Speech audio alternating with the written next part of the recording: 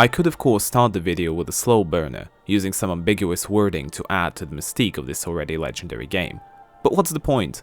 There's plenty of content like this on YouTube, and I don't think that coming off as another pretentious bastard is what I aim to achieve here.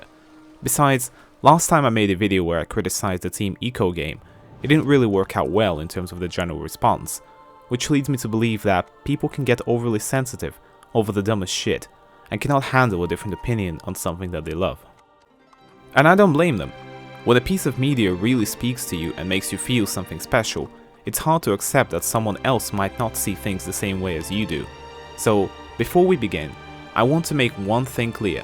I liked Shadow of the Colossus. A lot. Okay, we good? Awesome, let's get on with the video. Shadow of the Colossus was the second title made by the legendary Team Eco, led by Fumito Ueda, and is a continuation of the concepts founded in their debut game.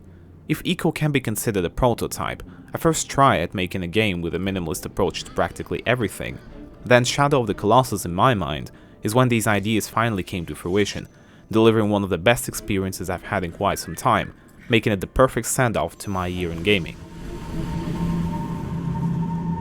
You know this feeling when from the very first image you know that you're going to like something? Well, this was exactly the case for me with Shadow of the Colossus. For the record, I played the PS4 version, so my entire perception of the game is based on the remake.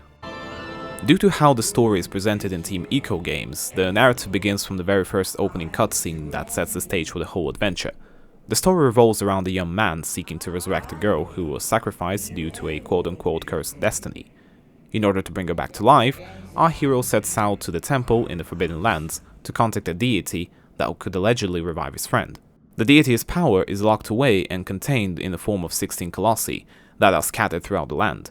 So in order to make the magic happen, the boy agrees to destroy all of them and release the ancient deity. And that's pretty much it. That's the whole story. After that, the game lets us loose in its world and we set out to our first Colossus. Though some people jokingly call Shadow of the Colossus 16 boss battles and that's it, I personally don't have a problem with this approach, and actually appreciate the fact that the developers were very straightforward and didn't overload the game with pointless side missions, and focus my attention on the things that really matter the most.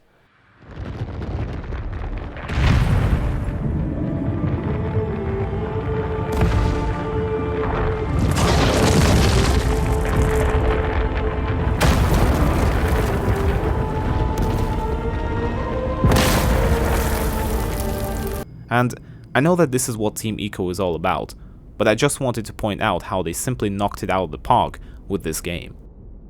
Every concept, every great idea, every artistic decision made in Eco are here, and it feels that from the second attempt, we got the game that realized the original vision of Fumito Ueda and delivered an experience that could last for a long time.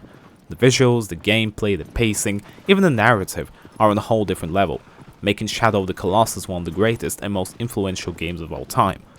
I know this sounds cliché and was said by literally every single person who decided to review this game, but I truly believe that Shadow of the Colossus is way better than its predecessor. There are cases when a piece of media is made to be artistic for the sake of being artistic, but in the case of Shadow of the Colossus, every sound, movement, location and character are there only to enhance the overall experience and to immerse the player in this world. During my playthrough, it always felt that I was in the middle of a fantasy movie scene with rich and varied environments, delivering some of the most impressive sights in gaming history.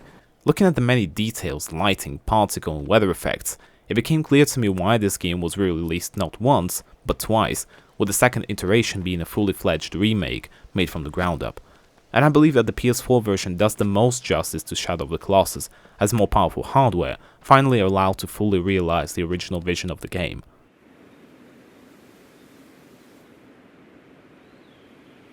What really amazed me was the sense of scale, unlike anything I have ever seen before.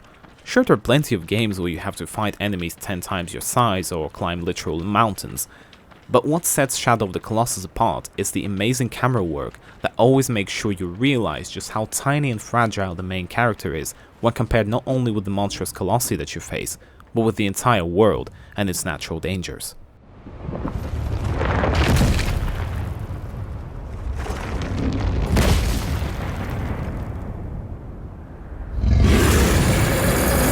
The animations are fluid and at times overly realistic, making each battle feel like a never-ending struggle with the destructive force of the Colossi.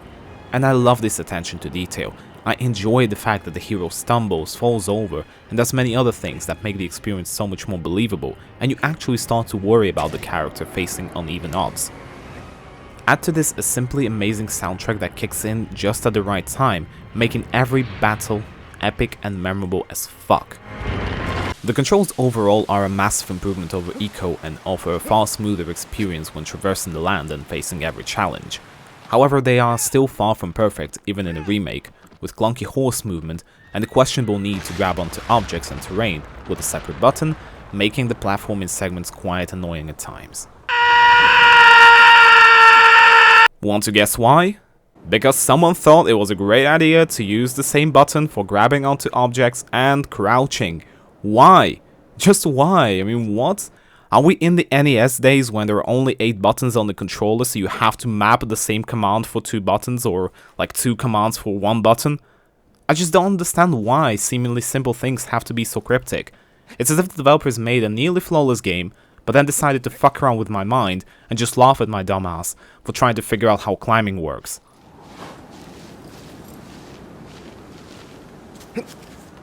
The interactions between the protagonist, the world, and everything inside it are pretty limited, and I honestly didn't feel any incentive to actually explore these forbidden lands.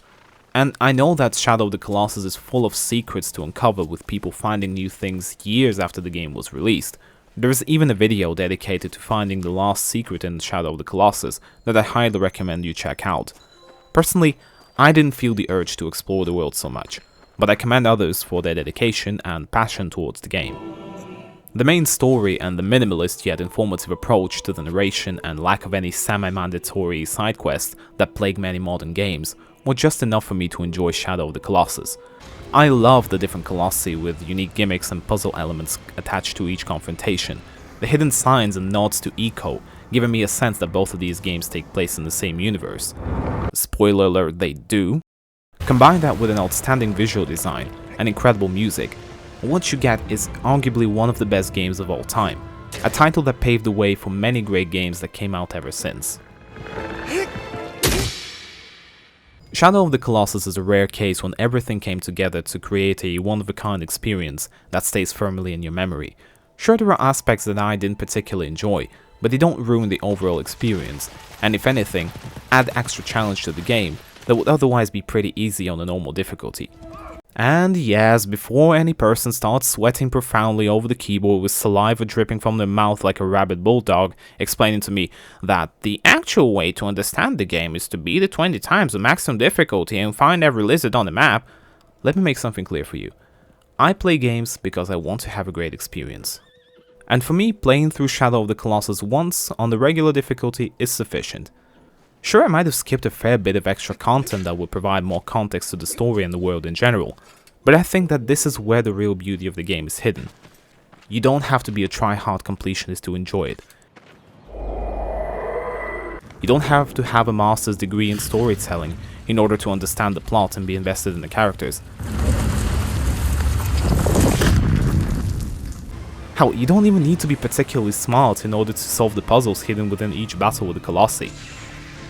That being said, I had to resort to a guide a few times, which probably says a lot about my intellectual abilities, but that's a story for another day.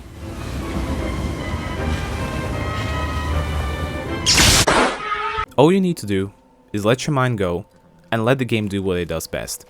Deliver an amazing cinematic experience with great scenery, memorable music, and a simple yet gripping story. And what do you think about Shadow of the Colossus? Do you agree that it's one of the greatest games of all time? Let me know in the comments below. If you enjoy my content, please be sure to like and subscribe. Thank you for watching, and remember, only play games that are worth your time.